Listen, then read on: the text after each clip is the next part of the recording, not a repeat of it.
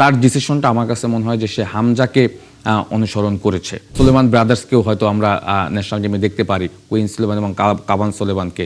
Probably সেটাও হয়তো একটা সময় হয়ে যাবে। নেক্সট যে ফিফা উইন্ডো আছে সেখানে হয়তো ফাইনালি ওয়াহিদকে পাওয়া যেতে পারে। আস্তে আস্তে করে শক্তিশালী হচ্ছে বাংলাদেশ জাতীয় ফুটবল দল, ঠিক একইভাবে যুব দলও শক্তিশালী হচ্ছে। একে একে আসছে প্রবাসী ফুটবলাররা, সব মিলে দুর্দান্ত একটা দল গড়ার পথে বাংলাদেশ বয়সভিত্তিক বল কিংবা জাতীয় দল, সব বিষয়ে আলোচনা করবো। আমার সঙ্গে আছেন সাবেক ফুটবলার জাহিদ হাসান এমিলি, সরাসরি কথা বলবো তার সাথে। এমিলি, আপনাকে স্বাগত জানাচ্ছি খেলা যোগে। ধন্যবাদ। দেখেছেন যে আমরা আসলে বয়সভিত্তিক দল নিয়ে কথা বলছিলাম, অ্যাডাম আব্বাস আসছে, আমরা হামজা বলি, ফারহান আলী ওয়াহিদ আসছে। এই যে চেঞ্জেসটা, এইটা শুরু হয়েছিল ধরেন জামাল ভুঁইয়াকে দিয়ে, হামজাকে দিয়ে আসলে পুরো দমে শুরু হয়েছিল। এইজ লেভেল এবং বয়সভিত্তিক দলে পরিবর্তনটা আসলে কেমন দেখছেন? ধন্যবাদ আপনাকে, ধন্যবাদ খেলাযোগ্যে। ডেফিনেটলি এটা তো একটা বড় মেসিভ পরিবর্তন আমি দেখছি। আপনি যদি দেখেন লাস্ট আন্ডার-20 যেটা চ্যাম্পিয়ন হলো সাফ, হ্যাঁ, সেখানে কিন্তু রোনান সুলেমান, ডেকলান সুলেমানরা খেলে গিয়েছে। হ্যাঁ, সো এটা কিন্তু ধারাবাহিকভাবেই কিন্তু এখন অ্যাডাম আব্বাসের নামটা আমরা শুনছি এবং প্রবাবলি সে হয়তো next under-20 Asian cup qualify যেখানে আসে সেখানে হয়তো তাকে আমরা পাবো। এবং আমি বলবো যে এটা বাংলাদেশ ফুটবলের জন্য খুবই ইতিবাচক এই কারণ আপনার পাইপলাইনটা যখন স্ট্রং হবে তখন কিন্তু সিনিয়র জাতীয় দল কিন্তু অটোমেটিক আপনার জন্য প্লেয়ার রেডি থাকবে। হ্যাঁ, বিকজ আপনি যেটা বলছেন যে হামজা আসার পরে আমাদের ফুটবলের যে একটা মেসিভ চেঞ্জ, পুনর্জাগরণ যেভাবে হচ্ছে সেইটারই কিন্তু ধারাবাহিকভাবে কিন্তু আপনি দেখবেন যে বয়সভিত্তিক দলগুলোতেও কিন্তু আমি বলবো যে ফুটবল ফেডারেশন যেখানেই যে দেশেই থাকুক না কেন বাংলাদেশি পাসপোর্ট হোল্ডার সবাইকেই কিন্তু খুঁজে বের করছে ইভেনচুয়ালি ভালো প্লেয়ারদেরকে।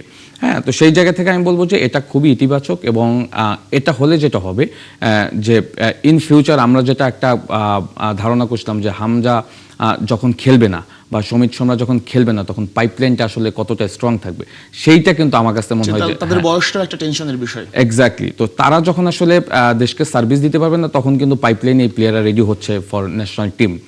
অ্যাডাম আব্বাসের কথা যদি বলেন, আপনি ফারহান আলী ওয়াহিদের কথা বলছেন, he is very young talented player. Fulham main টিমে এবার আমরা তাকে প্রিমিয়ার লিগে দেখবো। তো সেই জায়গা থেকে আমি বলবো যে এই প্লেয়াররা কিন্তু রেডি হয়ে গিয়েছে ফর নেক্সট ন্যাশনাল টিমের জন্য। সো আমি এটা বলবো এটা খুবই ইতিবাচক দিক। আচ্ছা, মানে একটা সময় আসলে কল্পনা করা যেত না যে ফুটবলাররা রাজি হবে কিনা আসতে, তারা আসলে কেন আসবে।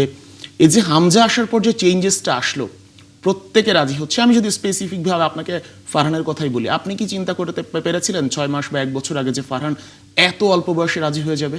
না, এটা আসলে তার যে জায়গা থেকে সে যে লেভেলে এখন খেলছে সেখান থেকে এটা আসলে আনএক্সপেক্টেড, টু বি অনেস্ট। কারণ তার তো দীর্ঘ একটা কেরিয়ার কিন্তু সামনের দিকে পড়ে রয়েছে।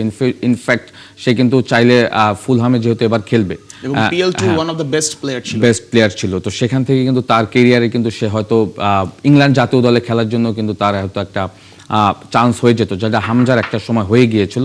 আনফরচুনেট হয়তো আন্ডার-21 পর্যন্ত সে খেলেছে, পরে আমার জন্য ফরচুনেট। বাট যেটা হয় যে ফাইনালি রাজি হওয়াটা আমার কাছে মনে হয়েছে যে একটু আনএক্সপেক্টেড ছিল, বিকজ তার ডিসিশনটা আমার কাছে মনে হয় যে সে হামজাকে অনুসরণ করেছে। বিকজ সুলেমান ব্রাদার্সকেও হয়তো আমরা ন্যাশনাল টিমে দেখতে পারি, কুইন সুলেমান এবং কাবান সুলেমানকে। প্রবাবলি সেটাও হয়তো একটা সময় হয়ে যাবে যদি ইউএসএ জাতীয় দলে হয়তো বিশ্বাস করা যাচ্ছে রাইট। তো সেই জায়গা থেকে আমি বলবো যে ফারহান আলী ওয়াহিদের সাইনিংটা আমার কাছে মনে হয় যে তার আমাদের এখানে খেলাটা, এইটা আমি বলবো যে একটা মেসিভ চেঞ্জ আসছে আমাদের দেশের ফুটবলে। বিকজ তার কেরিয়ার কিন্তু সামনের দিকে আরো 15-20 বছর তার একটা বড় কেরিয়ার কিন্তু সামনের দিকে পড়ে রয়েছে, যেটা আমি মনে করি আমাদের দেশের জন্য খুবই ভালো এবং ইন ফিউচার সে কিন্তু আমাদের দেশকে একটা লং টার্ম সার্ভিস দিবে। হ্যাঁ, আমি যদি ভুল না করে থাকি নেক্সট যে ফিফা উইন্ডো আছে সেখানে হয়তো ফারহান আলী ওয়াহিদকে পাওয়া যেতে পারে। মানে সাফের যে আমরা সাফের যে ম্যাচগুলোতে উইন্ডো ওপেন হয়ে রাইট সেখানে হয়তো যতটুকু দেখছি বাংলাদেশ ফুটবল ফেডারেশনের বিবৃতি, সেখানে হয়তো তাকে আমরা নেক্সট যে আমাদের আপকামিং ম্যাচগুলি আছে সেখানে হয়তো পাওয়া যেতে পারে মানে প্রবাবলি পাবো আর কি।